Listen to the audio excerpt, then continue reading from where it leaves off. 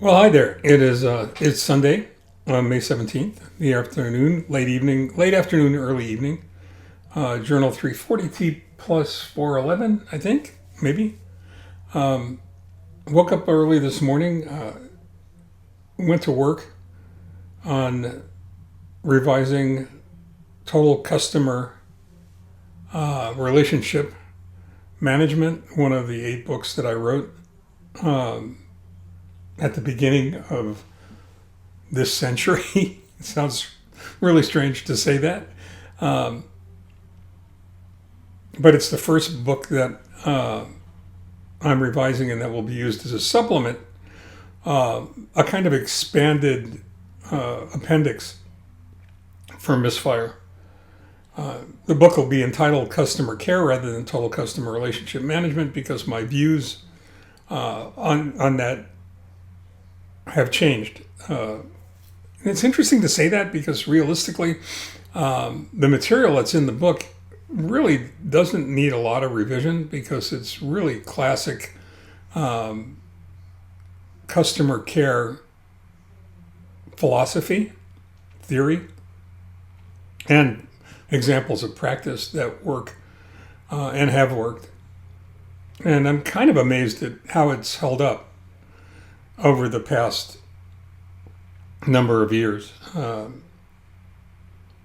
it's something that, it's something that all of us are expert in, really. I mean, you don't have to be a business owner to understand what customer care is all about. We're all customers, we're all consumers, and we all have a pretty good idea of what we consider good customer care to look and feel like.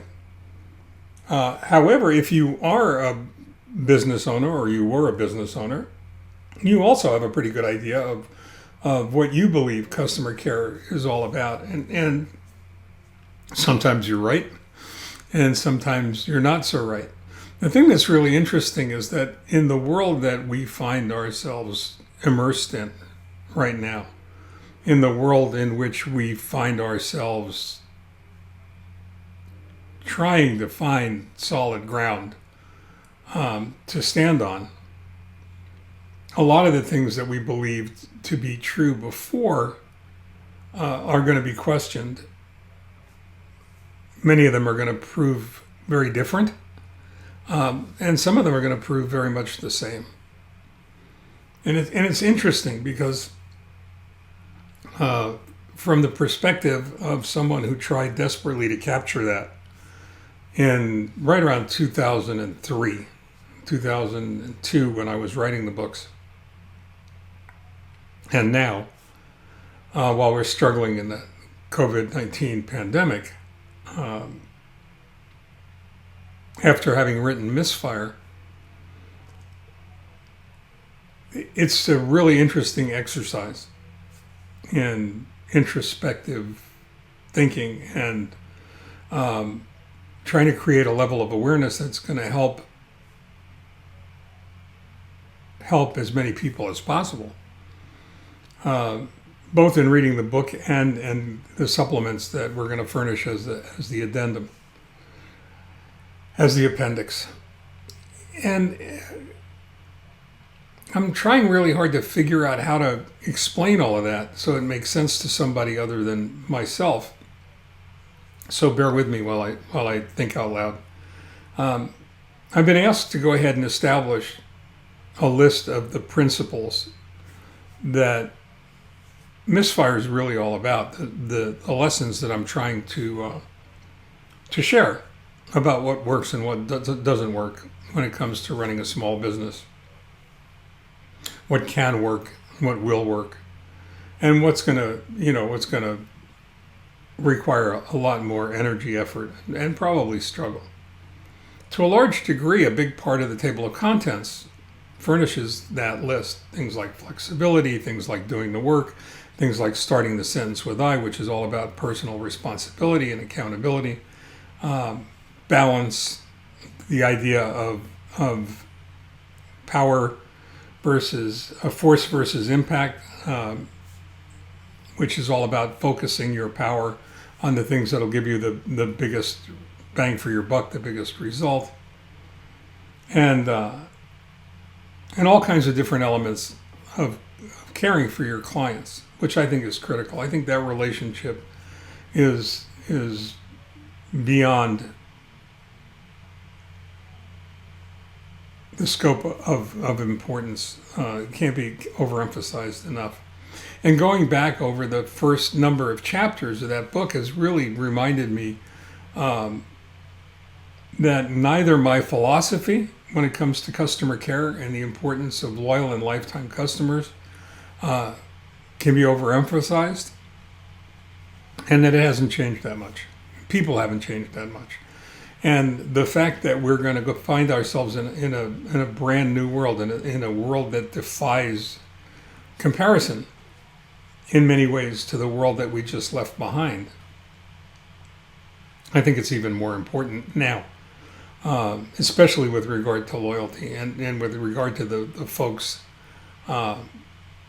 that as a business owner you're going to need in your life, and that as a consumer you're going to need to go ahead and establish with service providers that ultimately will help you navigate and succeed and survive, getting the problems that you need solved, your wants, needs, and expectations addressed properly. And in one of the sections we found, I went through this morning, it was talking about the value equation. Value equation is something that I put in the book and I believe in very strongly. It says that value equals performance over cost. And it's a mathematical equation, it doesn't change. So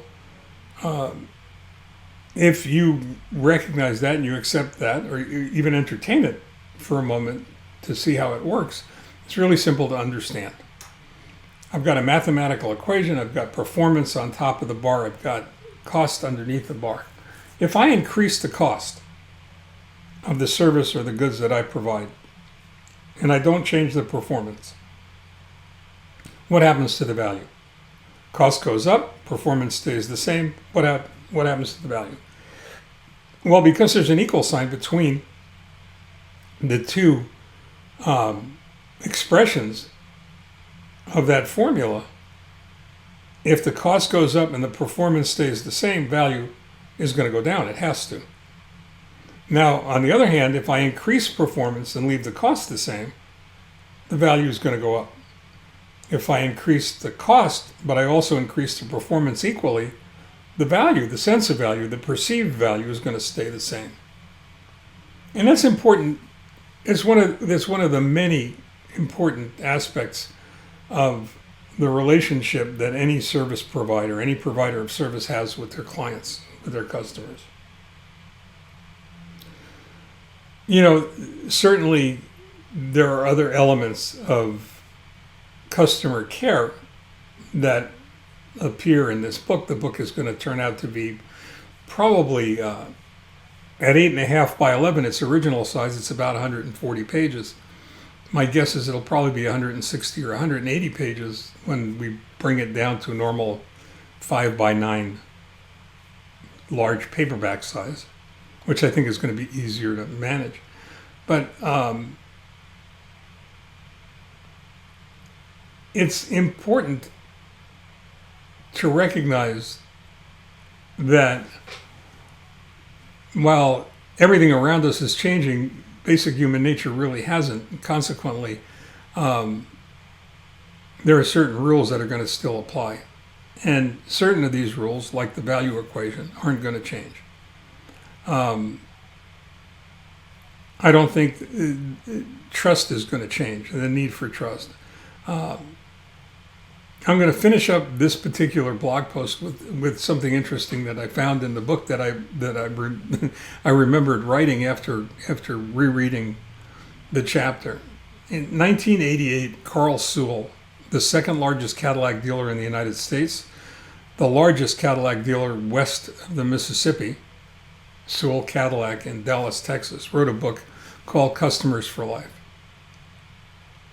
In that book, I was introduced to the concept of lifetime customer value, what the value of a loyal and lifetime customer was throughout the lifetime of that relationship.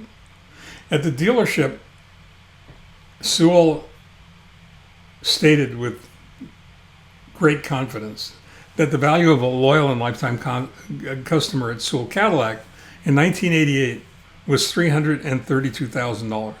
$300,000 in new car sales and referrals for new car sales, and $32,000 for service and maintenance in the service department of his dealership, and service referrals.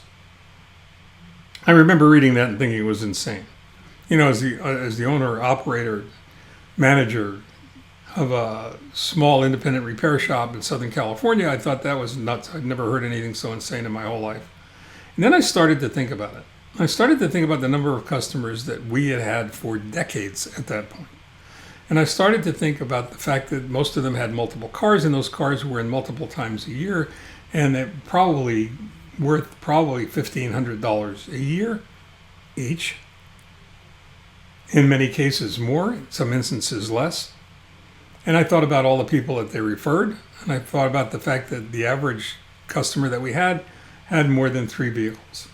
And all of a sudden that $32,000 didn't seem like such a crazy number, right? If you go ahead and take that number and you throw it into a cost of living inflation adjustment calculator, that $332,000 in today's dollars would be just under $740,000. So when you start talking about this idea of customer care and the value of loyal and lifetime customers and the importance of understanding things like the value equation, not just as a business owner in terms of what you are willing or able to provide, but as a consumer in what you are insistent, what you are determined to acquire, and what you are willing and unwilling to accept. So a couple of things to think about on a Sunday evening, perhaps on a Monday. I think we're going to go ahead and talk about some of the other elements in customer care and in total customer relationship management and how well they translate to today's situation and the importance of understanding what they are for you as a consumer and for those of you who are also business owners who may be listening to this.